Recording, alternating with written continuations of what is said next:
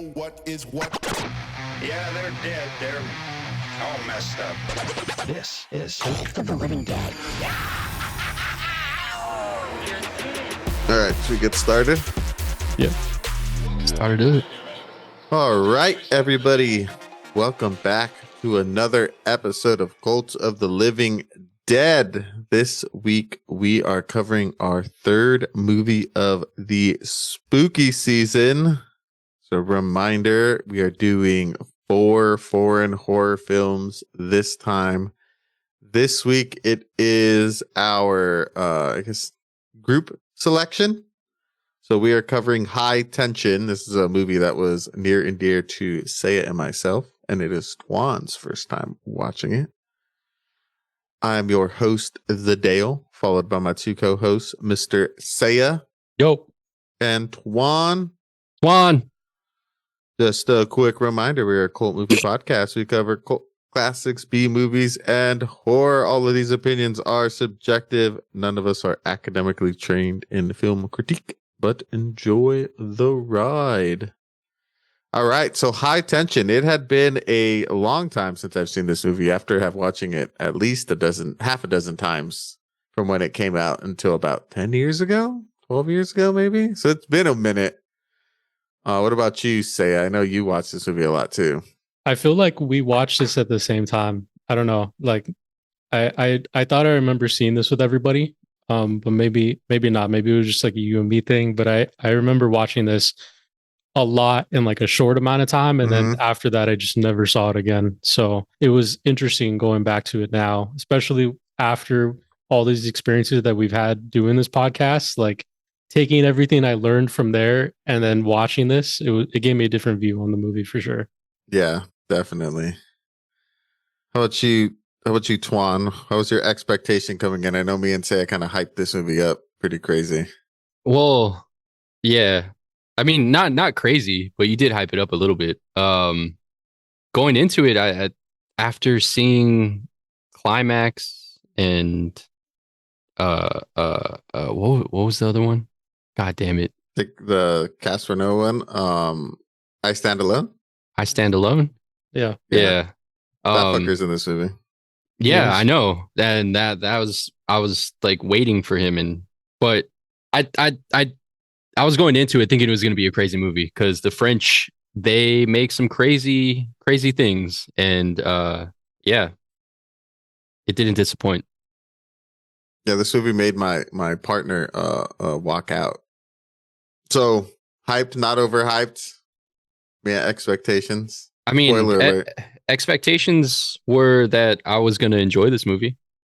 Okay. I mean, I feel like if both of you like the movie, well, no, never mind. I'm backtracking because for some reason you both like Plan 9 from Outer Space, which just blows my mind.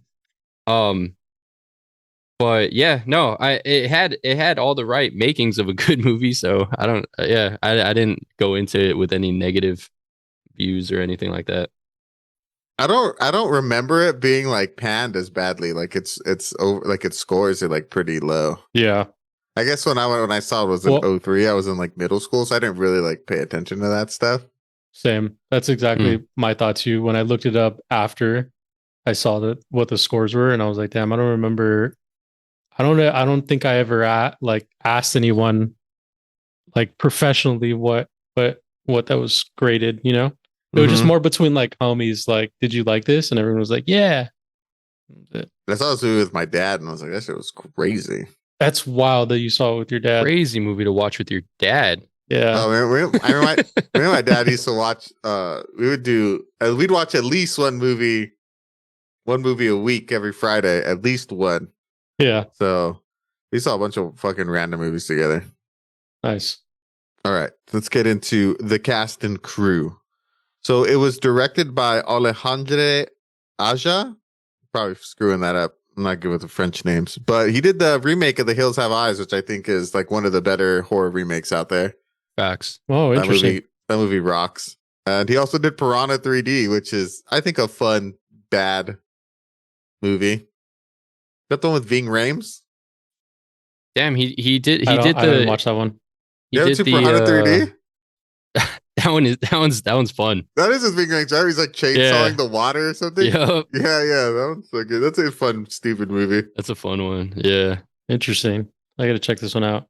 But this dude, It's not good, but he it's fun. did Yeah. the classic fucking first movie, and then get a little money, do a second one, and then the third one is an IP.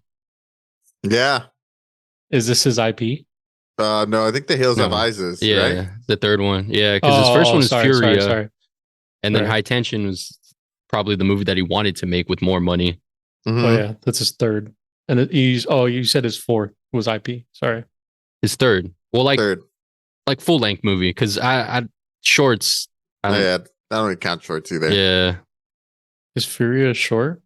No, that's his directorial debut. Oh. And then Hills Have Eyes is his third directed movie. Oh, I'm looking at his oh never mind. Sorry. I'm fucked up. It's been a long day. He also wrote Hills Have Eyes too. He did the screenplay for it, or the adaptive screenplay. I don't know. I haven't seen. I don't think I've ever seen fully the original Wes Craven one. So I don't know how vastly different the remake and the original are from each other. I think it's one of those movies that like the remake is just superior. Interesting, because I know the Mhm. back in the day that the original is considered to be pretty scary. I'm seeing that he wrote and produced that movie Manic with Elijah Wood, and I don't know if you both have seen that movie, but that movie's a pretty solid, like Elijah Wood horror movie. Really? Yeah, it's through it takes place like through his eyes, through the eyes of the killer. Oh, okay, that's cool. Yeah, it's pretty dope. Yeah, it seems like him and Gregory Levasseur, they like wrote Hills Have Eyes, Manic, then this movie together. So they're like a duo, like a tandem. Hell yeah. Same thing with the music by Francois Edu Chanfrot. They also do a bunch of shit together. I think it's Nice. cool when it's weird. I feel like whenever we watch horror movies, you see these people that always just like work together, specifically for horror for whatever reason. Well, I feel like it's such a niche like thing, you know? So once you get in it, it's like you're in it. You can make the choice to like leave, but I feel like people that make horror make Only horror. make horror. Yeah, it's rare. Pretty rare where you make the jump to the other genres. The other stuff, yeah. But I feel like that is also changing too, right? Like Yeah, like we're you know, Hereditary, then you go to Beau is Afraid. Like that's it. I mean, yeah, it's a horror, but it's like a jump. There's like so much more elements that are going within it too. Eddington after that, it's like not You think necessarily Beau is horror. Afraid's a horror movie? I mean, it's like anxiety inducing. Like a psychological psychological thriller, maybe. Yeah, psychological horror. there's horror elements in it. I feel like we visuals. I think we have this conversation a lot of like what is a horror and what's a thriller. Hmm. I feel like you've mentioned that a couple times. Like it was more of a psychological thriller than like a horror. But I think like thrillers tend to have horror elements, but being scary is not the main focal point of the movie. It's more like scenes that like get you amped up or get your anxiety racing. Yeah. But not necessarily like out there to frighten you. But would you say then that that's a little bit more like personal? Because like whatever would bring me anxiety may not be bringing you anxiety, or the things that bring us anxiety, we're experiencing it on different levels. So it's a little bit more like subjective. So like things that could potentially bring me horror wouldn't bring you horror and vice versa. Yeah, I guess that's true. I mean, yeah. But I think like there's movies that are made like that are horror movies that like some people find like scary and other people like The Frighteners is a horror movie, but like I don't think that movie is like incredibly scary. Yeah. But it's still a horror movie. Or like Seven is just known as a thriller, but it's not a horror. Yeah. Bro, I would consider that a horror. I would say Seven is a horror, yeah. It's the visuals. It's the what you see. Like if I'm being shown like some pretty grotesque shit, I would think that it's a horror. But yeah, maybe I can see that. But maybe then we're still talking about subjectivity in the sense that like what you consider horror isn't what everyone else What? I don't know. I don't Yeah. know. We're getting real heady right now. I mean, I was this movie about 3/4 of the way through. I'm like, why the fuck is like who picked this? Why is this a Halloween movie? I don't get it. This is a thriller. Yeah. And then the last act happened. And I was like, oh, Yeah. yeah. But yeah, no, it's like a fine line. So I The movie thought had this to- movie, because this is a slasher movie, isn't it? I mean, It's I a would slasher. categorize it as a slasher movie. Yeah, this is a slasher for sure. I think isn't it labeled as a French slasher? I thought so. That's why I consider it horror. Like it's just like a French, slasher movie. Like it's What? about a guy home like a invasion, home killing invasion. a bunch of people. Yeah. What is But this just labeled as killing when it you, for the love of the game. when you search this online? What is this labeled as? Let me see. Let me pull up the IMDb. On IMDb, it's saying, or sorry, on the wiki, it's saying Psychological horror, slasher horror, splatter Oh. horror. Yeah, psychological horror, slasher horror, splatter horror. yeah, that makes sense. Splatter horror, yes. Mm-hmm. For Also sure. French. Also definitely French. Did you guys watch it in French or did you watch Yeah. it dubbed? I watched it in French. Yeah. So, I don't like watching live action. live action dub. Anime I can do because the voices match better, but like Yeah. I don't like when their mouths like stops moving and they're still talking. It just like makes you think my audio's fucked up. I saw the first like 5 minutes in English and the subtitles weren't matching what they were saying in English. And so I was like, I think I saw this the first time in French, so I'm just going to go back and watch it in French. But I didn't communicate with you guys, so I'm glad that we all kind of ended up doing that anyway. Because I feel like it would have been a different experience in English. Yeah, like I Yeah. saw the first like car scene and I was like, oh shit, this is the dub version. Let me switch it to French. Like, what the fuck? This is weird. That's when I switched too, because the subs weren't matching what they were saying. There's actually on the subtitles, there's a part where it shows her friend saying, "We're almost home," but when you hear it, you don't hear that like at all. There's no like audio cue that says "We're almost home." That's fucking odd. I know, it's weird. It's weird. So, yeah, French. Fucking French. Speaking of French, this so it stars Cécile de France as Ooh. Mary. There's no way that's a real name. De France. Her last name is the name of the country she's from. That's I don't know. I mean, Just see- I'm looking online, and she's actually from Belgium. So really? get it fucking right. Okay? Oh shit. Maybe she wanted to be French. We have Alex, who's played by Maiwan. That doesn't sound Letour? French. That's Oh. it. Yeah, Maiwan. Hell yeah. Letour, who's played by Philip Nahon. He's in I Stand Alone. He's like the main character of that one. That's our guy. We have Jimmy, who's played by Frank Kaufman. Pierre Alex, played by Andre Finti, and Mier Alex, played by Ona Pelea. I think the only person I recognize is Philip Felipe? Nahon. Yeah. Letour. Apparently, Cécile de France was in The French Dispatch, but I don't remember her in that movie. But that was an interesting movie. The French I only saw Dispatch. that one once. That's the Wes Anderson movie. Yeah, the, with the one with M. Night Timothy Shyamalan. Chalamet. There you go. Chalamet. Timothy Shyamalan. Oh, is that the one when they're at the hotel? No, that's the French Budapest Hotel. The French Grand Budapest. Grand Budapest. There you go. French French- Dispatch is like 4 separate stories that are like kind of interconnected. It's a little different. Is that the one with the Boy Scout and the girls and the Scout? Nah, Or the that's Scouts? No, Moonrise Kingdom. That's Moonrise Kingdom. brother. This one's like in. If you haven't seen it, you haven't seen it, bro. With Timothy Chalamet, it's the It's only one about a with him. newspaper, like, and the Yeah. newspaper just goes like covering like these different stories. Hmm. It's okay. I think it's one of Wes Anderson's like weaker films for sure. Yeah, facts. Let's It's a check it Phoenician out. Scheme was pretty good though. Oh, was it? I want to watch Yeah, that one. with That's the Benicio. newest one, right? Check it out. Mhm. It's on my list. I don't know if you mentioned, but the translation for this movie, did you mention that? Or like the translation for the title of this movie? What, High Tension? What is it actually? in the other, it says on Wikipedia, and when I was watching the movie, the subtitle for the name of it is Switchblade Romance. Interesting. And I feel like that tells the whole story.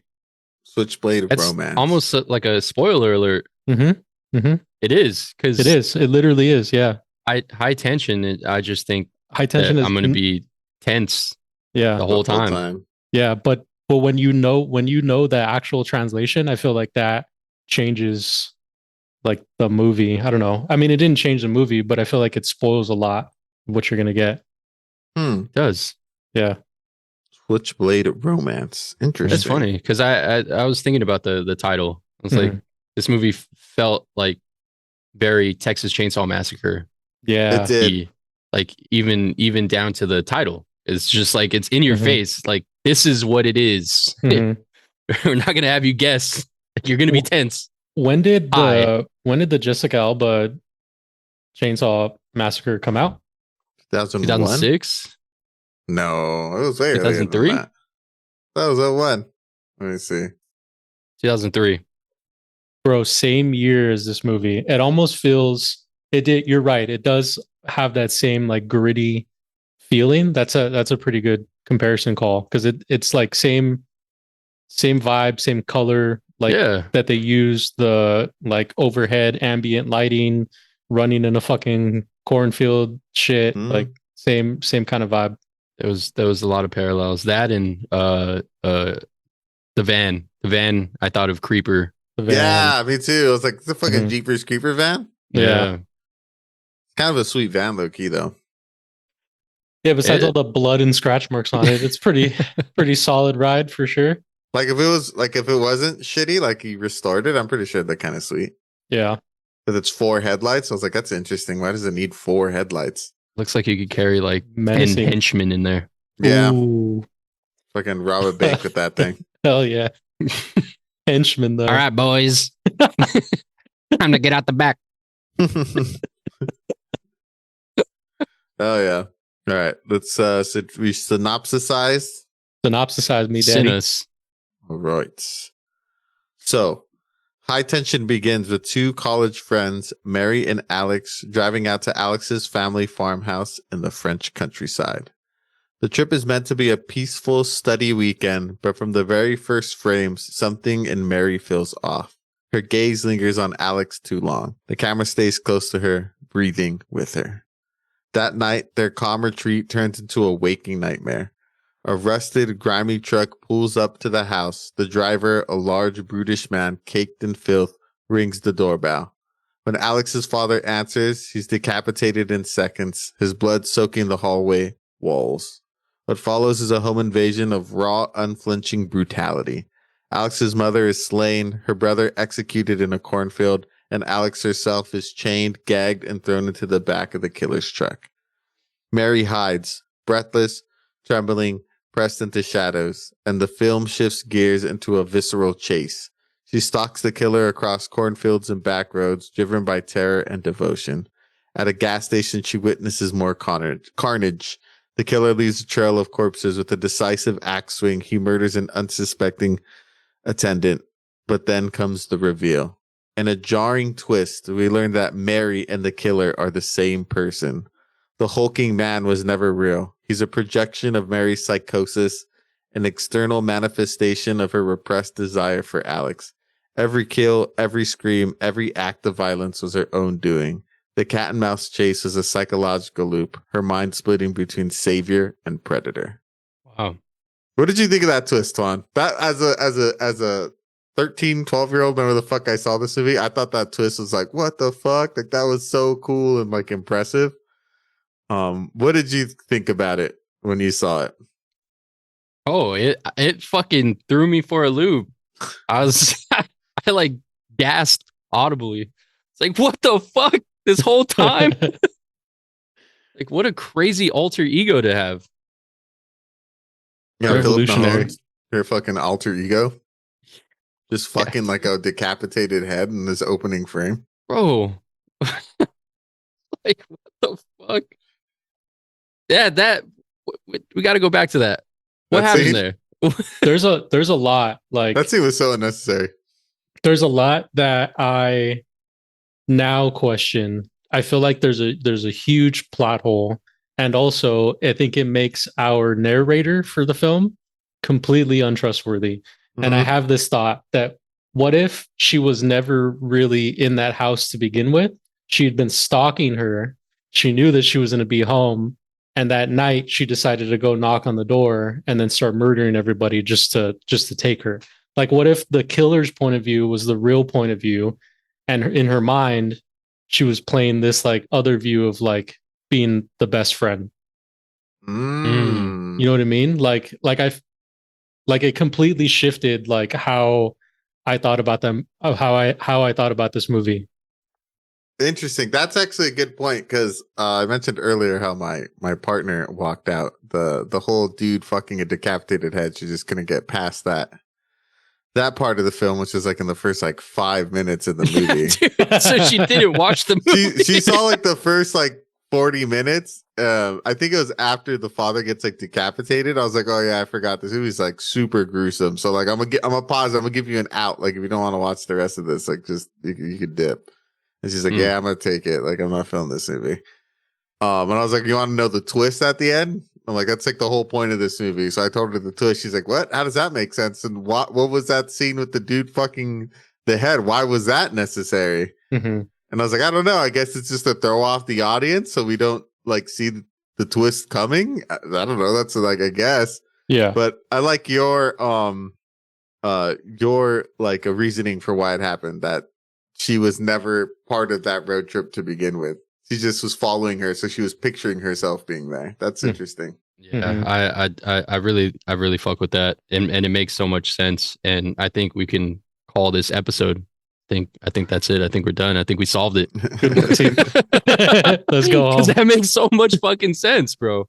Yeah, it does. He was the killer the whole time. His split was imagining himself as a college girl. Yeah. Or No, or I thought like- you were saying like- that the college girl was stalking her the whole time. yeah, sorry. So she's still a college girl, Oh, but she has been stalking her this whole time. So she's not, I don't think she's really her friend. She was never in the car. I think she was never in the car. I don't think she was ever in the house, because there's no point in time where they ever really intersect. I mean, yeah, like she's hiding in the bedroom, but he was also walking through the bedroom while he was like doing other shit. You know what I mean? So I think that the killer's point of view is the real movie, but we're only seeing her fractured brain of like, oh, I need to survive this. Like I need to help these people that like I love, you know? yeah. But I don't think that was ever really real. And it just like all of it makes sense to me because she's such an untrustworthy narrator. Like she's crazy throughout the whole thing. Like she's murdering people. So to me, it makes more sense to view it of like, well, shouldn't like, how did she get the van? Like, where did the van come from? You know, there would be no other explanation for the van actually being there if she wasn't already driving the van to begin with. Yeah. Makes sense. Yeah. Cause at the end, when she gets stabbed, it's in the van. Yeah. Exactly. So the van we know that there's specific points of the movie that are real. Like the van is real. So that means that she had to drive the van out there to get this girl. So, you know, even Dale, your viewpoint might make even more sense that she's not the girl that we see. Maybe she's just the killer then. Like she's the man. That was Twan. Oh, Twan. Yeah, Twan. Like maybe your view is even better, that she's not the girl. She's actually the dude that we see. Because he was also fucking ahead in the beginning, right? So like, what if that was more real than what we were witnessing over on her side? Maybe. You know? Well, I think what kind of dispels that is that when the detective is looking at the security footage, it's clearly the college chick that murders the gas station attendant. Oh, you're right. Yeah. So then she's just like standing there, like all like tripping out and shit after she like murders that dude, her brain like fracturing. So she just like casually imagined herself fucking ahead inside of a van for some wild Probably. reason. I mean, she's a serial killer. Yeah. She has victims. Yeah, It wasn't the first time. Yeah. Yeah, she has like a whole She's like 4 up there, right? Or 5 Mhm. It was like on her visor. it was a It was a lot. good amount. Yeah. Yeah. That's interesting. Actually, I like that. I feel because after watching this movie at this time, after like you said, viewing it after watching so many more movies, and I think being better at like critically analyzing movies, I Mhm. was like, oh man, this movie, I still enjoyed it, but like it wasn't as cool as I remember as a kid. Like there's a lot of plot holes in this fucking movie that don't really like make sense. Like Yeah. the twist isn't really earned at the end. But looking at it from that perspective, I'm like, okay, that makes a lot more sense. Cause I'm like, how does she like witness the guy get murdered, but then also murder him at the same time? But it's like, no, she was cause like, I was like, why would you open the door for this crazy ass looking dude? But if it's like this young, like attractive college girl, like the dad's like, okay, what's up with this chick? Does she need like help or something? Like he would open the door. But I think if it was some like greasy guy who looks all fucking weird, why would you open the door for that person? Yeah. Well, could he even I don't remember. I know that there was an outside door or an inside door, right? Like I Yeah. think Well, he didn't look like a peephole or anything, huh? yeah, I don't think they have peepholes in that area or at that house. There's just no peepholes. No, it's like a mini like a service window. Yeah. Mm-hmm. Like those super like old country back road fucking. Yeah. It's too big service windows. You got to make smaller ones. I'll give it to Just for your eyes. the foreign people, dude. Almost like a peephole, you know? Like a mailbox thing. Foreign people love murdering kids in movies. They do. I love murdering kids in movies. It's not a thing you see in the States that often, dude. We need to see it more. You know who did it recently, and I was so surprised. But I mean, it was fun. The new Evil Dead, the Evil Dead Rise, when those kids get wrecked in the apartment. That was like, wow, he's really going at it. These kids are fucking dying. That was the most recent time that I could think of where an American horror movie massacred a bunch of children. Yeah. It's usually just one. Mm-hmm. The only other one I can think of is the last voyage of the Demeter. Little kid gets sucked off by Dracula. Oh shit! Yeah, his blood sucked. Oh Yeah. shit! What a statement. That's the way I want to go. Getting sucked off by Dracula? Yeah. Put garlic all over my body except for one spot. Force them to suck from there. Hell yeah. Please move the conversation on. What'd you think of the kills? I did not remember this movie being as like fucking like bloody as it was. Like that first opening kill was, well, I guess the statement with him fucking a decapitated head was like kind of like that really fucking set the tone for the movie. I was like, yeah, this is French. Yeah, and I also saw that the American version that we got originally was edited because this is supposed to be a NC-17 movie. So we got a rated R movie when we saw it when we were kids. So that original decapitation wasn't fully shown in the US. You only see the decapitated body later on when she's coming down the stairs.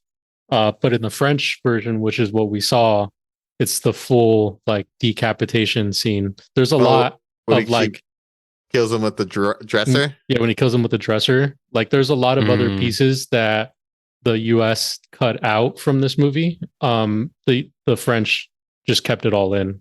I feel like there was a lot more violence on this one. I already knew it was going to be a gory movie. I remember it being gory. Just didn't remember how gory it was. Yeah, maybe that's because I only seen the US version. So like when the dude gets decapitated, I was like, yo, what the fuck? I don't remember that part. Yeah. Like I remember the dad like dying, obviously, but I didn't remember him getting his fucking head crushed by like a dresser, and you just see that shit. Like it's like in full display. Yeah. Like that was a gnarly ass scene. Can you actually do that? Like Sure, with enough force. How much force? Yeah, I think you'd have to be hella strong to do something like that. You have to be beefy as shit, dude. And this would, if we're going with the same theory that this is this woman that was doing this, that woman is beefy. We're talking about Olympian level, like strength to push a dresser to decapitate someone. I mean, she looked strong. She had that one vein that was always popping in her neck. She had good blood flow. Yeah. No, I mean, for all the people that she's killed, I feel like she's developed some strength. I mean, she's strong enough to carry Alex's character like over her shoulder and throw her into a fucking van. So she's obviously like not weak. Oh, she was running full speed with that that like saw, that huge saw at the end of the movie. After getting stabbed in the stomach. Yeah. That's a fucking, she definitely had that serial killer movie strength because she gets pretty fucked up and it's just like unrelenting. Yeah. Maybe it's her mind's ability to, like, when she switches to the serial killer, she's like the beast. She's super strong. Yeah, exactly. Like Split. Yep. Nice. Speaking of Split, I was asking you guys what movies I should watch. I'd never seen Unbreakable, and I finally saw that movie, and then I saw Glass. Wild. Unbreakable was so good. It's a pretty good M. Night Shyamalan movie. Yeah. That's a good alternative superhero movie. Mm-hmm. Yeah. And Glass is solid. Glass was cool. Has Twan's favorite actress in it, Sarah Paulson. Is it? Yeah, she's in it. No, but why? Is she your favorite? Because she plays the same character in every movie. I mean, she is just Sarah Paulson and fucking everything in that fucking, in all the American Horror Stories. She's Sarah Paulson. In that one show about the asylum. Oh, the OJ show. She was Sarah Paulson. The only one that she wasn't Sarah Paulson was one of the American Horror Stories where she's like a twacked out, like crazy. She has crazy hair and crazy makeup. Hotel. I probably. Yeah, the one with Lady Gaga. Maybe. Yeah. Where she's more like she looks like a drug addict. Yeah. Yeah. Hotel. How do I know that? I feel like I stopped watching after that one. No, I think I watched a little bit further, but yeah. It ended like there was like a full through line to like season 9, and then really? They, like rebooted. Yeah, there's like the like Antichrist baby that's born in the first season from like the ghost fucking like that baby was Damien or whatever. So season 9's about him. It's like in the future and like the world's destroyed. Oh, wild. Okay, I had no idea. Wait, Ryan is that the Murphy. one where they're living in a bunker? Yeah. Oh, that's Apocalypse. the last. That's the last season that connects everything together. Yeah. Holy shit! Because the witches are in it too. Yeah, like, yeah. I remember that. Do I have to go back and watch all of his stuff? I feel like because then after that it was like American Horror Story 1984 or something, and that was like the summer camp killer one. Oh yeah, with Richard Ramirez. I think I stopped. I stopped at Apocalypse. I think I didn't finish Apocalypse because I just didn't like it. I also don't like the way he ended his series. I feel like they got like musical. Like there was musical. They had like they sang. There was like a big sing production at the end of them. The later seasons tended to be a little bit more melodramatic for sure. Yeah. Yeah, they definitely start on a good high, and I feel like he's not great at endings. This is the first season. The first season, them all being ghosts was a cool ending. Yeah. All right, let's get back to it. What were we talking about? Oh yeah, the kills.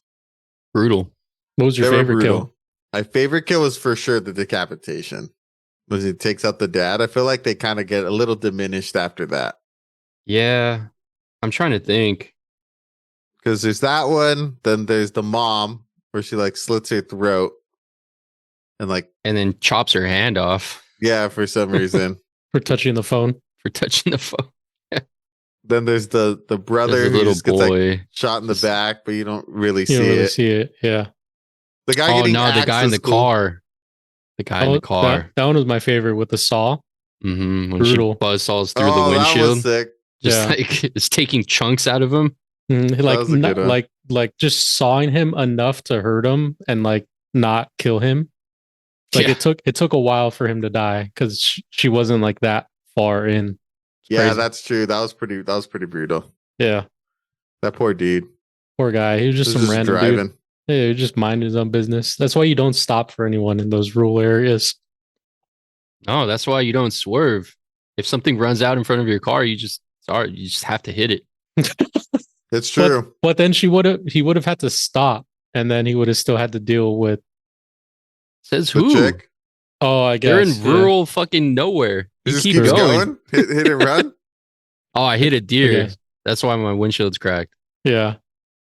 Or like, okay, so you hit the girl, and then you get out, and then you Like, see another holy girl fuck. with the chainsaw thing. You're like, nah, I'm out and of then you here. Huh? dip. That's true. Yeah. Yeah, but no, poor guy.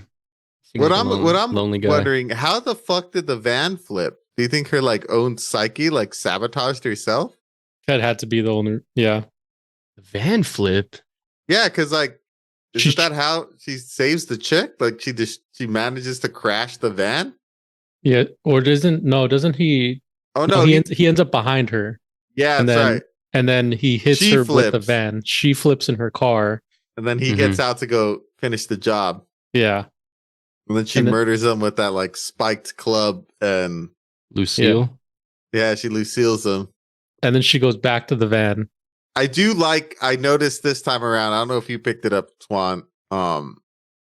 That like when she is in the room with the chick and she's all chained up, like the girl is not seem happy to see her. Mm-hmm. I noticed that when they're in the van, Mm-hmm. and the dude's driving, and the main girl's like, shh, like calm down, and the girl tied up is like, no, like get away from me, like acting like don't touch me, and I'm like, what the fuck? Like this is weird. It was a weird interaction that they had. Yeah, like you think they'd be like trying to like non-verbally come up with a plan if they were like really friends trying to escape. Yeah, it's like, why are they being so loud? I don't think those interactions ever happened. Nah. Yeah. I think they were more I think it was for us to throw us off the track. But I Oh, also you don't think she actually like talked to her when the brother was running through the cornfield? No. That was No. just her. That was her and her brain just trying to justify what she was doing, or splitting between like having to go murder her whole family and or not. Yeah. Yeah, I could see that. I mean, it's cool. I think this is one of the rare movies that I can think of where the killer has been a woman. Friday the 13th, the first one. Yeah. Sleepaway Camp I've never seen Sleepaway Camp. or Camp Sleepaway. Sleepaway Well, Camp. technically, no, they're not. Don't spoil it. Okay. Because you've seen it, so you know what I'm talking about. Trying to think of another one. Isn't one of the new Screams? Wasn't one of Misery. them? Oh, Misery. Misery. All the Alien movies. Technically, those are all females. Queen. Aren't they androgynous? Isn't only the queen a female? Aren't the rest like just like worker bees or like little ants? Well, aren't they all queens? Because they all have the ability to. Oh, except for the first one. The first one isn't. The first one just a worker. The rest of them were queens, I think. Or does a worker become a queen if there's no other like hive around them? I think that's how it works. Yeah, I think that's how it works. Yeah, I don't know. We're getting into alien lore. But it's not that common. Yeah, that's true. At least in slashers, for sure. Yeah. I guess there's Scream, but there's Yeah, been so I many mean, Screams. But There's like the like, I don't know, monster. Would Yeah, but you that's- consider that a horror movie? that's based on a real person, though. Yeah. Yeah, That's a little different. That's Orphan. a biopic. more biopic. Orphan, yeah, Orphan. Oh, Orphan. Orphan. Mm-hmm. Orphan 2. Carrie. Orphan 2. Carrie. Orphan 3. Son of a bitch. You only get female killers if it was created by Stephen King. There's Carrie, Misery. Christine, the car. Stephen King does a Christine. great job in creating characters. He does. His endings He does aren't a always good the job greatest. His with endings are wild. bullies. Yeah. Yeah, I don't know. I can't think of any others. I'm glad we got some female representation in the murders, in the murder realm. Murder Sphere. Yeah. The murder sphere. It's interesting too, like for this movie having like start off with like a group of characters, there's only really like two people in this movie. Mm-hmm. It's only Philip Nahone and Cecile de France. Mm-hmm. Like they're the only people that have like really any lines after like the 20-minute mark. The gas station attendant. Oh yeah, that guy. But That's that guy's true. in it for like such a short amount of time. It's also I wanted to see the beginning of that interaction. Like, does she run in, hide, and then she's like, call the cops, and he's like, what the fuck you talking about? And then she's like, give me this alcohol. And then he gets the alcohol, and then she turns up with the fucking axe. Like, how did we get there? You know? What was real in that scenario? I don't know. If we're going off of your theory, Yeah. I think it's just Oh, when just he her walks walking. in and Yeah. just like Hmm. just Gets has the the alcohol. conversation. Yeah.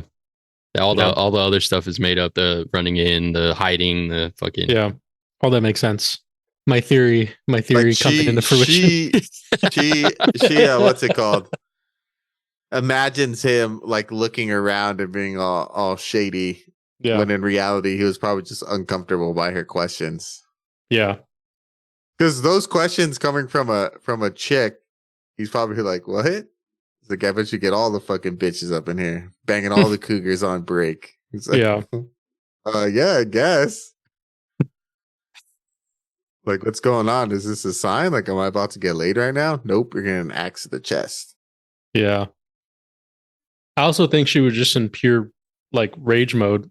Because then when serial killers like start killing, typically they'll have like a big like rage moment and they'll just like go all out. Like, is that what but like in real life, like that's what typically happens. Right. So I feel like that was her in like full rage mode. Like he was gonna die regardless. Yeah, it is weird that she like calls the cops on herself too. Like that's one thing I did find kind of interesting. Like she sabotages herself, Yeah.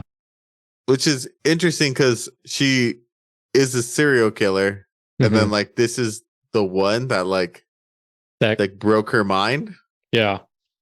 Well, I think her mind was always broken. It's just that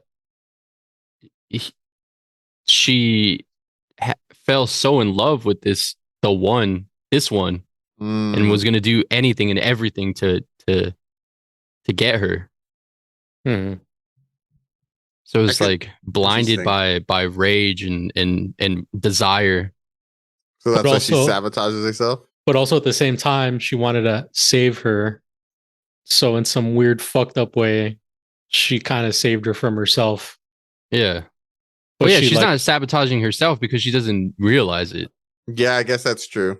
Just one of those other plot holes that we have to have a whole conversation about to figure just- out, you know? Yeah, Trying to 'cause, like, understand the psyche of fucking Yeah. well, like I feel like if she didn't call the cops on herself, she would have survived. We must Like she be would have the won killer. Yeah. or got away with it. Oh no, she probably would have bled out from getting fucking stabbed in the stomach. Actually, Yeah. I forget how did she get caught? Like, cause she's about to kill the chick, and then they start like making out. Do they make out? I don't think they make out. She Yeah, just she kisses her. She's like, well, you Oh, don't love me. yeah. She's like, I do love you, and she's like, okay, and she puts the saw down and starts like kissing her. And then she I thought fucking sticks her with the crowbar. she kisses her Oh, like that's once. right. Yeah. That Yeah. fucking chick tanks mad damage. Yeah, she does. Oh, it's kind of impressive. Gets crowbarred. She gets fucking shivved. She like survives a car accident because she does have all those slashes from the car accident, which is also interesting if that never actually happened. Mm-hmm. There's a lot of different plot holes. Yeah, there are quite a few now that Yeah. we're talking it out. Yeah. I mean, my theory like works to an extent. There's some portions that are still kind of iffy, but you know, it's more about the journey. It's about the friends we made along the way. If the movie is a narration from this schizophrenic person, then everything kind of gets thrown out the window. Yeah. Yeah, that's true. Nothing really has to make sense. Yeah. She's a Unreliable. super unreliable narrator. Yeah, unreliable narrators just cause ruckus. That's true. Just a bunch of tomfoolery. It's a bunch of tomfoolery. What did you think of Philip Nahon as our killer? Fucking great, dude. Yeah, he was pretty good. Menacing. He was menacing as fuck. But Breathing heavy all over the place. the whole time, the whole like first part, or where the home invasion part, when he's walking around and his boots were squeaking, all I could think about was SpongeBob. I was like, this dude has some brand new squeaky ass boots, and he's just fucking squeaking all over this house. He needed to break them in, dude. Yeah, dude. That was his break-in. That's But funny. it was Killing it was a Boots got a new good pair. it was like a menacing sound, like the squeakiness of the boots, the weight of his steps, like throughout the wooden house. It felt almost like Resident Evil 7, like just like hearing all the creaks and everything. And the sound design of this film was really, really well done. Yeah, no, I thought he was like, when he's all investigative killer guy, and he's just like checking every Everything. aspect of that room to make sure that like, is there somebody here? I was like, oh, that's so cool. Like, this chick's all smart. She's locked in. She's every detail. Mm-hmm. I thought that was cool. It was like, it was really like Predator like. That it made me, if ever now I know I need to wipe underneath the sink if I want to make sure that I'm not like found. Because I wouldn't have thought of like wiping under the actual nozzle? like nozzle. I would have just wiped the actual like bowl. But now I know you got to wipe under the nozzle too. Yeah, that was smart. So gave it away. Mm. It didn't though, because she still escaped. Yeah, because she's the managed. house. She like hurdles into the world's smallest ball, so you can see her when he lifted the mattress. For real. Well, he also didn't lift it that far. He literally only lifted the corner of the mattress. That's true. But also, there was nothing there to begin with. So, Yeah. So what the fuck are we talking about? He was just looking for ghosts. Imagine though, what a maniac thing to do. Like, after he murdered 2 people, and he's just like, I'm gonna walk around this room for no reason. Searching for myself. Searching for anything else that could be in here. I wonder if and then snap out of it and then go to the girl and be like, I'm gonna get us out of here. yeah, After I just murdered your family. that's true, huh? Wild. Yeah. He was definitely a menacing force. He plays a really good like killer. He And he does. didn't have that many lines in the movie either. He doesn't. Nah, it's That's just his presence. He just has a presence about him. There's one like scene that where he actually gets lines is the gas station. Mm-hmm. Yeah, they made him look just like hot and heavy. Mm-hmm. Like he's always sweating. Yeah. Yeah, he's a pretty good killer. He's a pretty good villain. I kind of wish it was real. So we can see more of them, like they make Like them a franchise franchise. of them. Yeah. That'd been cool. I think that's his previous victims. I think that's a way you could do like a sequel to franchise it, is do a flashback, Sequel, prequel. a prequel. Yeah, sequel, prequel. Yeah. Those are always fun. Origins of the truck. Mm-hmm. Origins of the Saw. Mm. Why is she so strong? She's a montage of her just lifting weights. We got a masturbation scene for no reason, just cause. Yeah, for real. It's because it's French. Still don't know why that happened, but it did. It set the mood, like it set the vibe, Yeah. Especially after that, like nice, like, driving in the That reggae countryside. song was like so wild too. I don't know if you guys are listening to the lyrics of that song.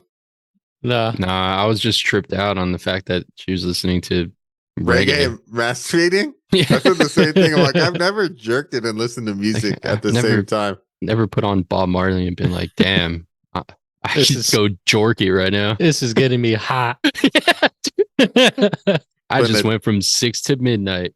Turn 3 Adele little on and just birds. stroking it. I'm about Yeah. to come. I think the only time I really have music on is if I have like someone over. That's Yeah, it. but you're not fucking playing like reggae music. Yeah. I can. I'll try it next time. I'll let you know. That whole song was about like Put on dub that side of the chick movie. is just some like regular ass chick. That's like the whole song. It's Yeah. like you ain't nothing special, girl. You're some regular girl. That's that Oh, whole shit. song. It's like not even complimentary at all. You know, in the first conversation that she has with Alex is her best friend's name, right? Mm-hmm. In the car, she tells her that she had a dream, and it was a dream where she was chasing herself. And then when she catches up to herself, she wakes up. I feel like that was like a spoiler alert, Foreshadowing? like foreshadowing for the actual for the movie that I didn't remember that from when I was younger. But hearing it like right in the beginning, I was like, oh yeah, that's cool. Like it kind of tells you what the whole story's gonna be about. Yeah, that's right. And then Did you- she's even like, Mhm. do you ever have normal dreams?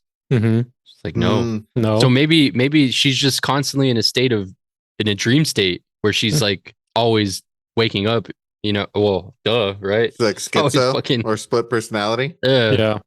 Yeah, because this time watching it, like their whole conversation in the car when she's all jealous that her friend or mad that her friend left her to like go get laid. Mm-hmm. I was like, man, what a shitty friend thing to do. You're like doing a cross country drive and like you don't know anybody and you're just gonna like ditch your friend to go to some like random dude. That's like seems super irresponsible. And I was like, damn, this chick is like really like overly jealous about this though. Like, yeah, it was a shitty friend thing to do, but like what a weird detail. And it's like, oh, I think this points out to your stalker. Maybe she saw her hooking up with someone and she got jealous. Yeah. Those are just small things that I didn't catch. But also, I was like young when we first saw this movie, so just random stuff. I just remember like the killing part. Yeah. Like from the first 20 minutes onward is like all I remembered from the first time I watched it. Same. I'm gonna add. Does French?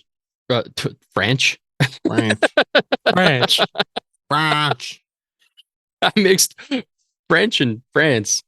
The French. Do they drive on the same side of the road as we do? Yeah, I think so. That's crazy. I never knew that. Really? Yeah. Or is it not filmed in France? I didn't know they grew corn in France. Oh, was it supposed to be set in the States? I don't think so. French people.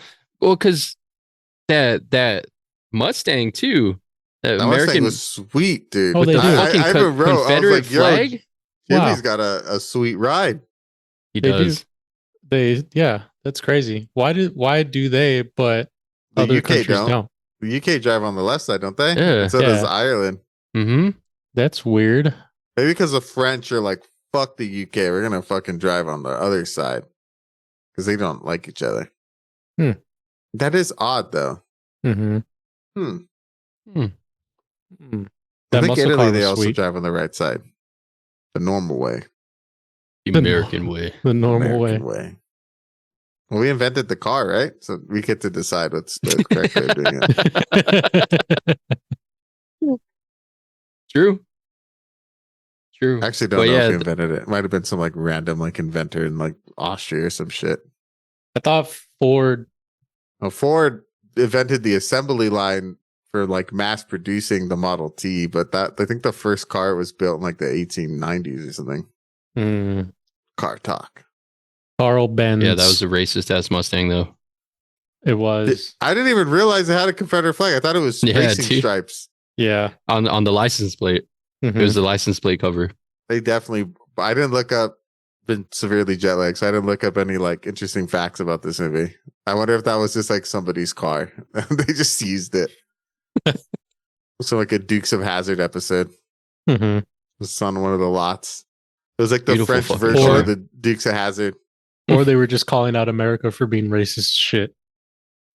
Maybe the French are what to Possibly. talk. They fucking hate everybody that's not French. They're like super hyper nationalist. Yeah. They also don't like Americans, so that could be it too. I mean, we Americans are still racist as shit though. So Everyone's racist.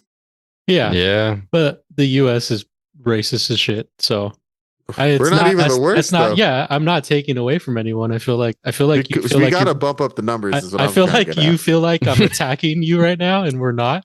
I'm just No, saying Americans I'm are getting racist as shit. defensive because we're not number one. And Oh. America's always number one. Oh, you think we could be better at racism? Mm-hmm. Oh yeah. Yeah. We'll get there. We'll get there. So How do you think this compares to our other European horror movies that we've been watching? And I feel like it seems to be a pretty common theme that the grittiness and the hyper like realistic violence seems to be a common theme in foreign horror movies compared to the US. What do you guys think? I feel like there's more of a realism to the kills, where I feel like when you see a lot of goriness here in the States, a little bit more cartoony. It's a lot of implied deaths here in the US. Like a lot of people dying either off screen or like you don't see it right in front of you. It's like a back shot of someone getting stabbed in the front. You know? That like is interesting. we try to hide it. And it seems to be only for horror, because you watch an action movie, people get like gunned down like constantly. I'm trying to think of a movie that's like shied away from horror I feel like that. a lot of like American horror movie we don't. love our ghosts and demons. No, I mean, we also have like, didn't we do Hostel? Yeah, we have gore porn, but we I feel like true. that's Yeah. its own like subgenre. But I feel like if we're looping in, because the question is just about like, But I the feel like gore every on its own, European horror movie we've covered, for the most part, like when people die, it's like very like raw and like Yeah. gritty. But when we do it, it's like Twan says, it's like you don't always like very few directors, like that's an Eli Roth thing. Like if it's like Yeah. gritty like that, you're like, oh, it's like an Eli Roth movie. Mhm. Yeah, true. There's always a certain person or a certain production company that's attached to like those types of movies. Like Yeah. it's not in the mainstream. In the mainstream, yeah, we get a lot of ghosts, like spooky things, and not things that dismember and tear apart and slash. Do you think that's because Europe has dealt with a lot of violence over the years, like over centuries? Like they all big wars and all like I mean they dealt with. I mean, yeah, we've dealt with a ton of stuff over here too, but I think in Europe they've kind of dealt with like a lot more like constant warring than we have in the Americas. Maybe that could be it. Because I feel like in the US, we don't shy away from the gun violence in our films. Like we'll show someone get shot in the head, and it looks like someone's realistically getting shot in the head. Yeah. But like in a horror movie, we don't usually do that. So maybe it could be just like difference in like what types of death. Well, I'm trying to think. we're I'm trying okay to think with? of also because I feel I don't know. I feel like our horror now is pretty gory, like in general. I'm trying Yeah, to we think. we become What's like a new- desensitized. But like, I guess my like question. what's the last horror movie you can think of that was this level of like raw from a US director? I feel like in the US in the mainstream, it's always spooky stuff. It's always the supernatural. Lately, well, we had like a really huge like gore porn renaissance when like Saw was going on. Yeah, I guess. But I think that's Yeah. like what Saw, Twan was Hostel. saying. But I Like, think- if it's a Blumhouse Eli Roth movie, you know it's probably going to be. But I think we move in cycles. So Yeah. like, Yeah, That's so like true. right now, there's a really huge push for like conservatism and like, you know, like religion, people basing their viewpoints on religion. So I think we're seeing a lot more like ghosts, like spooky stuff. It's relevant to more like what's happening. I think horror moves with societies. And so whatever the societal fear is, we kind of see that like exacerbated in film. So I think we're seeing like a lot of spooky stuff. We're also seeing like a lot of like racism horror that's like talking on like social justice issues. I think we're also seeing like a little bit of like interpersonal like communication horror, like Eddington, right? So I feel like that's just not where we're at right now. We're not doing a lot of violence. We're just more it's more in our brains. psychological, Like a lot COVID- of grief COVID horror. fucked us up, so we're all dealing with like the I don't- after effect of that. I think Eddington's a horror movie.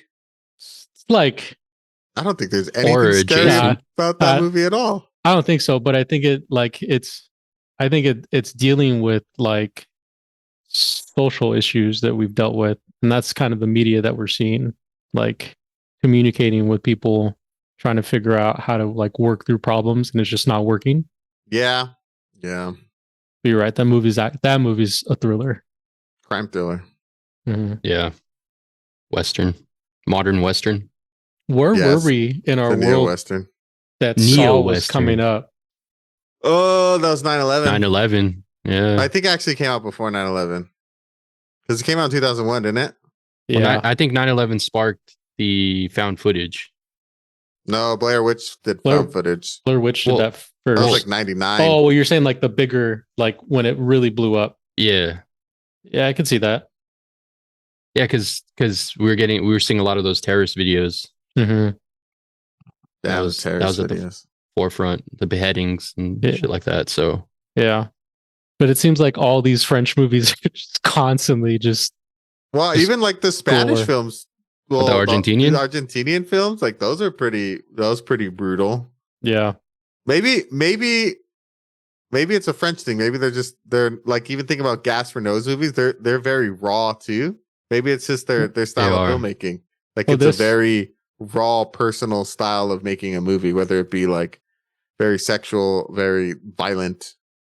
This movie is considered to be one of the new. It's a French movement in film, but it's called the New Extremity movement, and it's like they're French movies that started in like the late 1900s, so like the 1990s to like the early 2000s, where there's just a lot of like extreme things that we see in the movies, and I think Is this Gaspar Noé part of this movement? this specific one imagine. is in there. Let me see. I'm trying to think if there's any other ones I've seen. Like I feel like Gaspar Noé doesn't make horror movies, but they definitely they have some horror elements. Mhm. Definitely make psychological movies for sure. Yeah.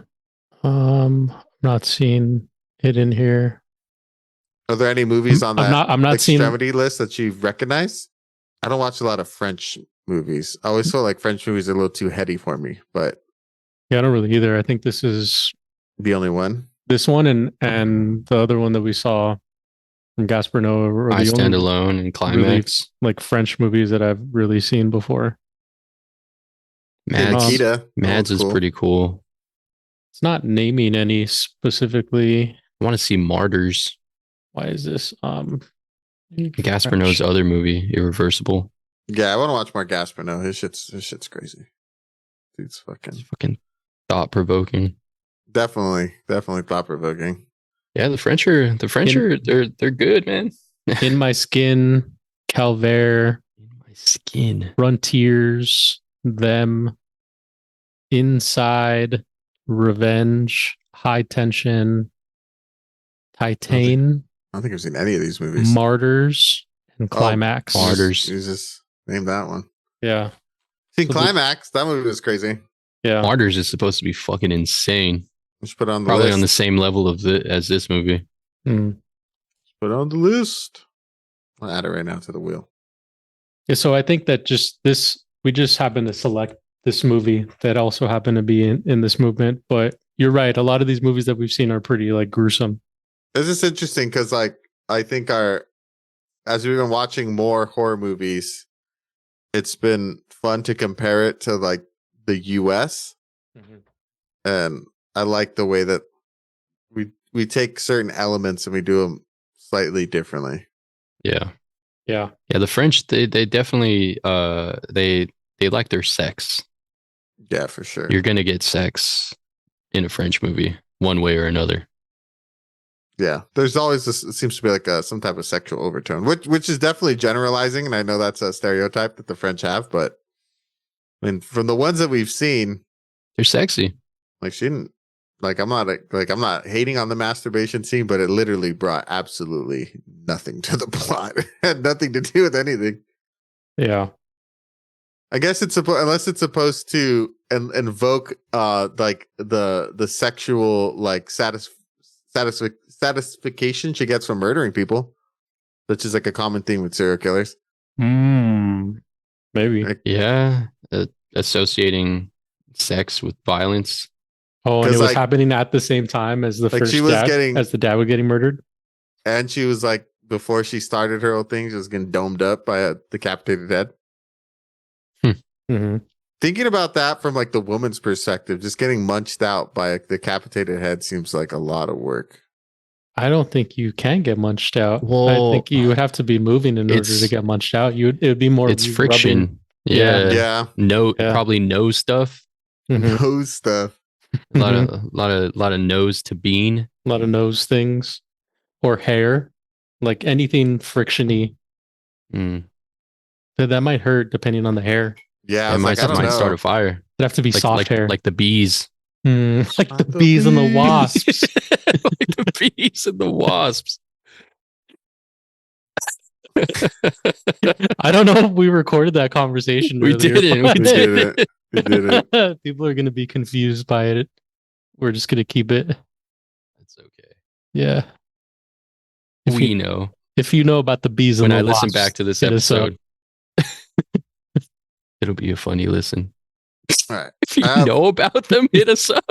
You know about what bees? What the fuck you know about bees and wasps? But you know about the bee and the wasp and friction. I don't know what a bee scientist is, but come on the pod. Let's talk about it. I know the obviously the big main point of this movie is the twist.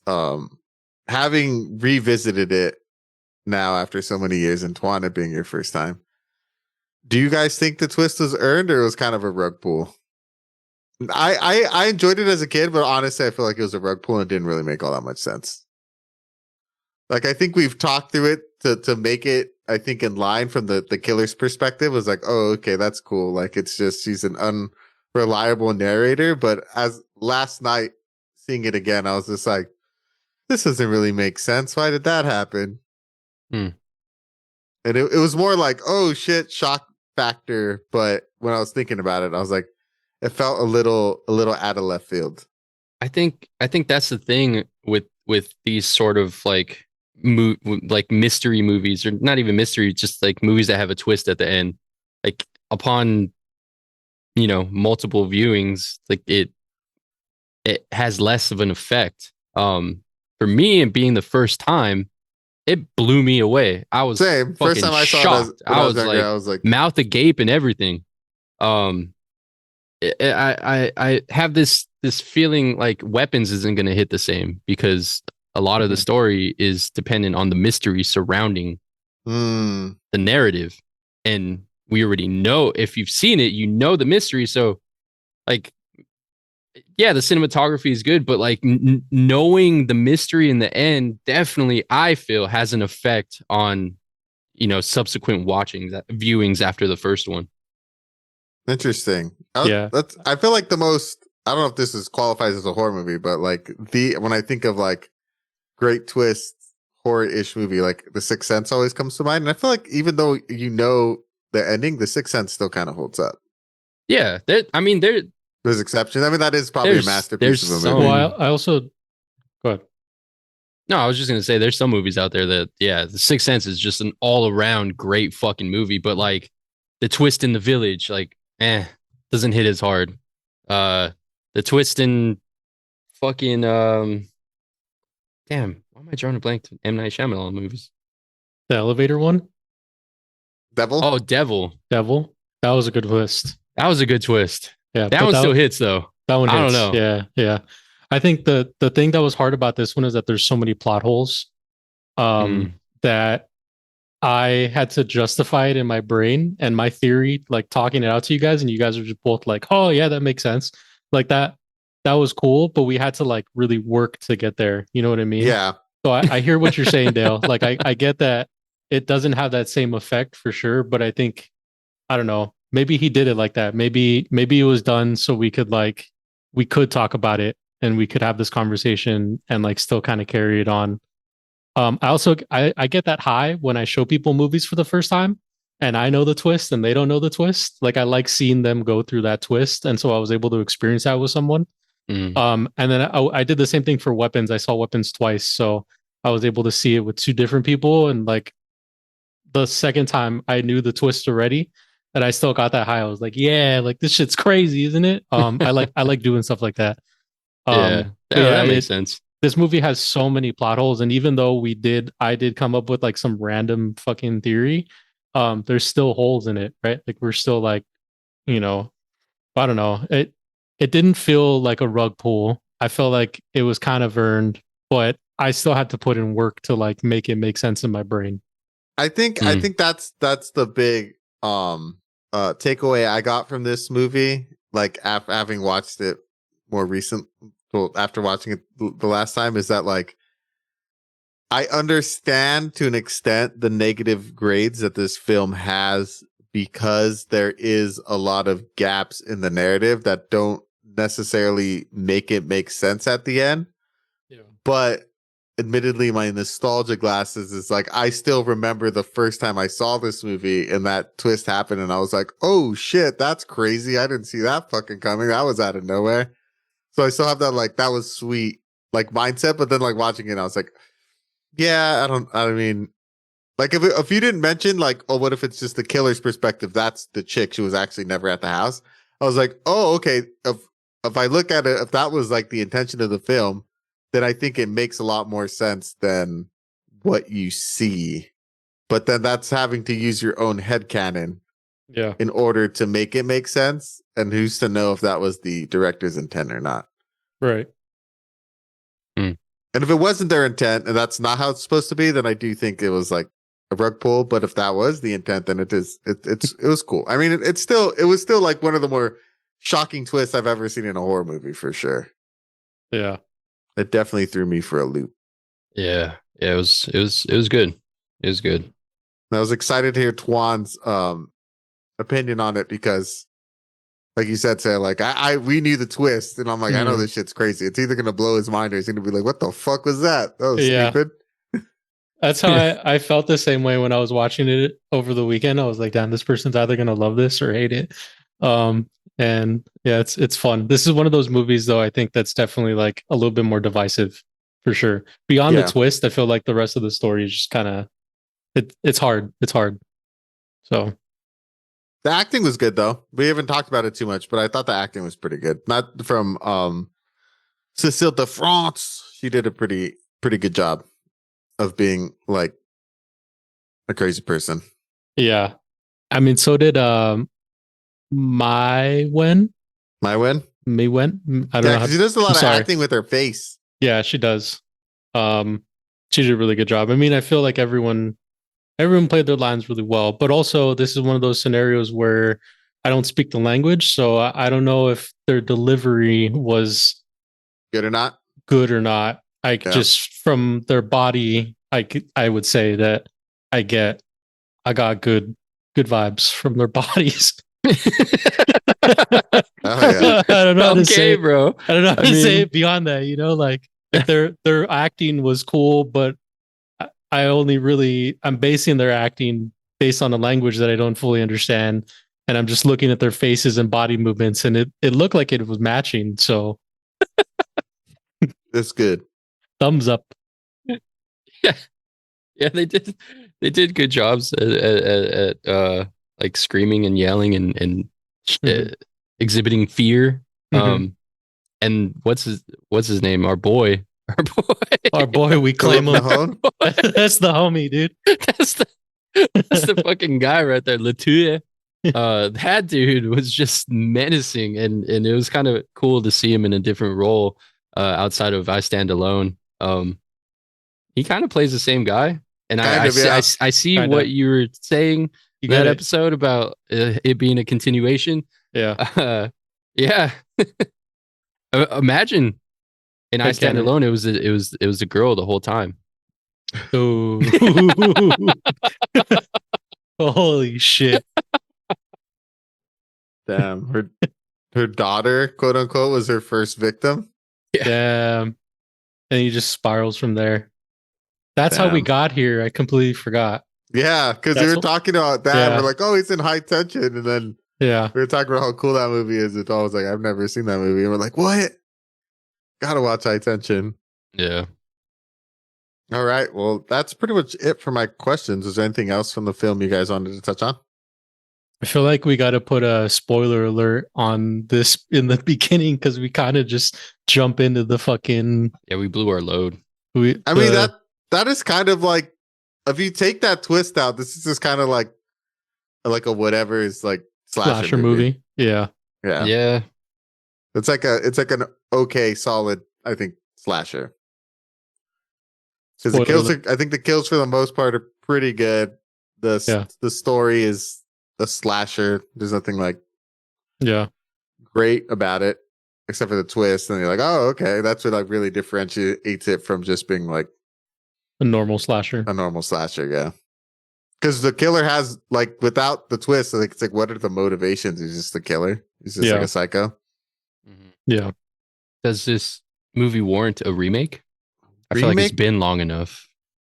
It's about that. It's about at that age. I think A remake would be cool.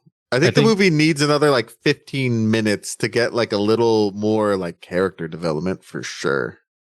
You think so? I think it deserves the new Scream treatment. Not a remake, a requel. I think that I think it could do a requel for sure with the same actors, but then she just breaks continues on. Yeah, she breaks out and she just continues. And then it follows some of the same beats as the original, but then it varies a little bit because no one is safe in a requel, even legacy characters. It starts off with her like getting checked out of the institution, but in reality, she like murdered her way out. Mm-hmm. Damn, there it is. And then immediately goes to find Alex. Yeah. That'd be cool.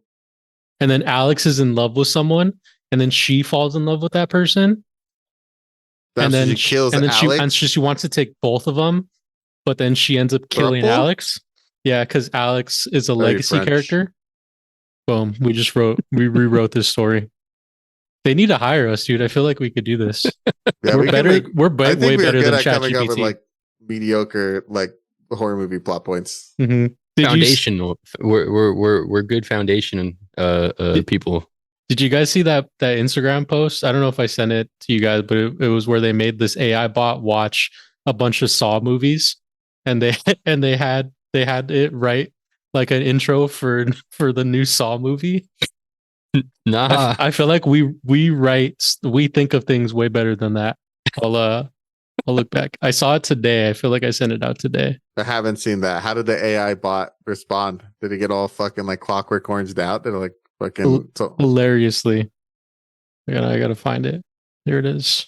Do you want me to read it out or? No, I'll watch it. I'll watch it for sure. Okay. Yeah, you could read it. You guys can read. Oh, it's not shown in the video? It's not acted out. No, it's written. They wrote a script. One of those one of those. Yeah, they rewrote a script. I forced a bot to watch over 1,000 hours of Saw movies and then asked it to write a Saw movie of its own. Here's the first page. Let me see. Let me pull it up.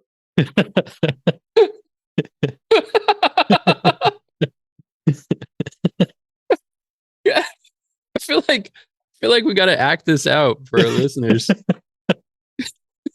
It's perfect because there's three. There's a narrator, there's Becky, and there's Sexy Doll. Yeah, and there's three of us. That's how we know the TV's old. Because of the cobwebs and it voted for Trump. Wild. There's nothing sexy about Saw. How did the bot come across? Becky Sexy Woman? Becky Sexy Woman, dude. She's in a whale, dude. She just doesn't know it. The people in Saw have sex appeal. That's all it is. A whale of a tale if you... Oh my God. That's horrible. Oh man. Whoever this AI bubble is gonna burst if this is what it's producing. Fucking great. All right. So you guys have anything else in the film? Or should we get to our reviews? No, I got nothing. All right then. Let's review it up. So High Tension got a 6.7 from IMDb and a 41% from Rotten Tomatoes with a popcorn meter score of 67%. So audiences liked it more than critics did, but audiences are still pretty harsh on it. I feel like this is a rare time where the IMDb score is like significantly higher than the Rotten Tomatoes score. Because 6.7 IMDb is like, I feel like a C. Because it's pretty rare for a movie to get higher than like a 9. Or Rotten Tomatoes, they give 99, so like anything that's like a little bit artsy. I don't know how many movies will look up like this movie got a 90% Rotten Tomatoes. Like, really? Interesting. All right. Twan, since it was your first time viewing it, why don't you go first? First, I like this movie. It was what I expected from a French horror movie. I feel like I don't know if it's just the movie choices that we've made, but yeah, the French are not afraid to go there. It was gory. I loved the use of practical effects. Yeah, there's just a lot to like from this movie. Yeah, there's plot holes, but from a first watch, I was able to look past those plot holes. It wasn't like at the forefront for me. The movie was good. It was shot well. The little bit of dialogue that there was, it's good writing. I give this movie a B. I enjoyed it through and through. It but I like gory, nutty type movies. So, if you want to check this out, just be prepared that it is gory. I don't know if it was rated. Is this a NC-17 movie? Did we talk about that? I In think it's the rated R, but says it as NC-17 in France yeah, or unrated. Oh, so the version that we likely saw was We saw was unrated. definitely the NC-17 or Oh, unrated okay. version. Yeah, it's yeah. it deserves that rating. But yeah, it evoked a feeling of dare I say tension. He played the Lafleur or Lelure guy played a really good menacing villain, very heavy-footed, very atmospheric. Felt like watching a playthrough of a video game, if that makes sense. But yeah, I would recommend this one. If you're familiar with French films and you know what you're getting yourself into, definitely give this movie a watch. If you're not familiar with the French and their style of movies, just prepare for violence. But yeah, solid B for me. Nice. Yeah, I think I agree with most of your points. Saya, why don't you go next? Watching this movie again after going through all the other movies that we've seen definitely changed my point of view on this movie. It's a solid slasher movie with like a really good twist. I think Dale, you said it earlier, without the twist, I think this movie would just be like another like normal slasher movie, but I think that like everything everything is aimed towards a twist for this movie. So I feel like the first time you see it, that's definitely like the best time that you're gonna have watching it. I feel like when you rewatch it through and you already know what it's going to be, I think it's like a little bit harder to enjoy because for me personally, I was trying to tie together like, well, why did the van show up? Why did she do this? Like, why are all these different things happening? So my mind was like turning on trying to justify what I was watching. So it was definitely like a really, really different experience than I had ever had before. Not to take away from the movie itself, I think that like the actors did a really good job. Cecile de France and Mai Wen did really cool job of being like the victim, survivor, final girl. Philip did a really awesome job of being this fucking menacing force that just comes in and wrecks a whole family, and some poor guy just stopping by. I think he like all these actors did a really great job of acting. I think that the music was really cool. Like the use of like sound when he's in the house, like really provides this like high level of tension that you're watching because you want her to survive. But at that same time, my brain was still like, well, why is she doing all this stuff if like this isn't real, you know? So Mhm. it was just a different viewpoint for me. But all that being said, I give this movie a C. I think it's like a pretty middle ground slasher movie. I think that if you want to watch it, just watch it once and then don't watch it again because then you're gonna want to go through it and like analyze as to like why all these other things are happening. But the first time you watch it is always for sure gonna be like the best time you're gonna have checking this out. I would maybe tentatively recommend this movie just because it's pretty like immediately gory and it doesn't necessarily, I mean, you don't like depict the thing, it doesn't depict the things that he's doing to Alex, but there's like a really heavy sense that he's like doing really bad things to her. So prepare yourself if you do go into this movie. Probably wouldn't show your children because it's a lot. This movie's definitely a French extreme movie. Yeah. See. Yeah, I agree with you say. I'm right there in between both of you. So I had like a C plus B minus. If we apply, say, as breakdown headcanon, that the perspective of the killer is the actual perspective of the movie, I'd say it's a B minus because it makes the movie make a lot more sense actually. But it's a C plus film for me. The twist was cool. Like, first time I saw it, I thought it was great. Like, it was like, whoa, random, that's awesome. Didn't see that coming.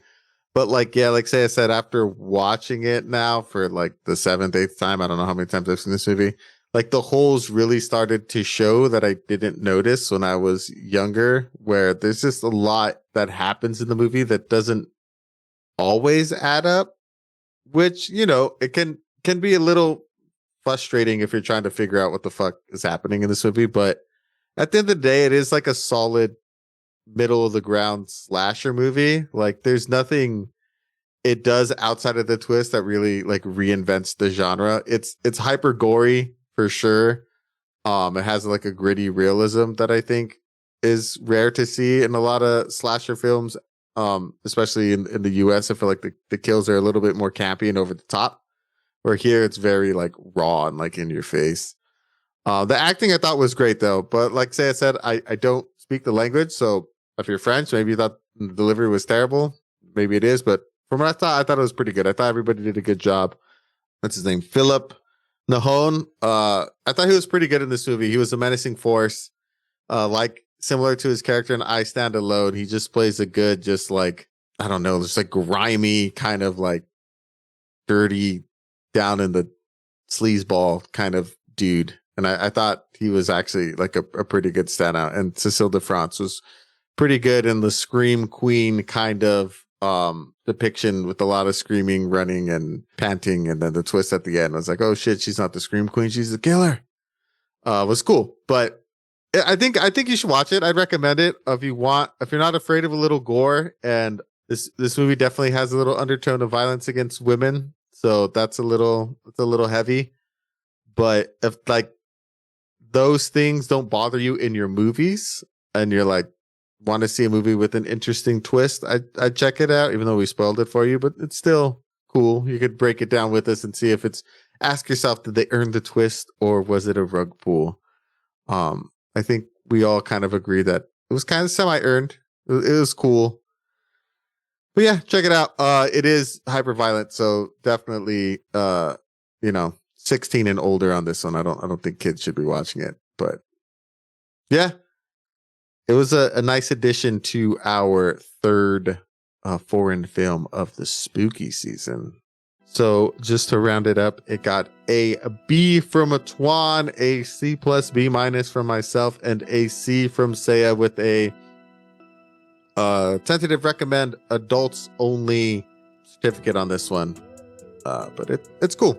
You know, is it great? No, but it's a fun. There's 31 days of Halloween. If you're looking for something different to squeeze in, you can squeeze this one in. We have our final horror foreign film of the year next week. We will be doing Onibaba. Onibaba. This is a Japanese horror movie. We are addicted to Japanese horror on this podcast. I love it. This comes recommended from William Dafoe.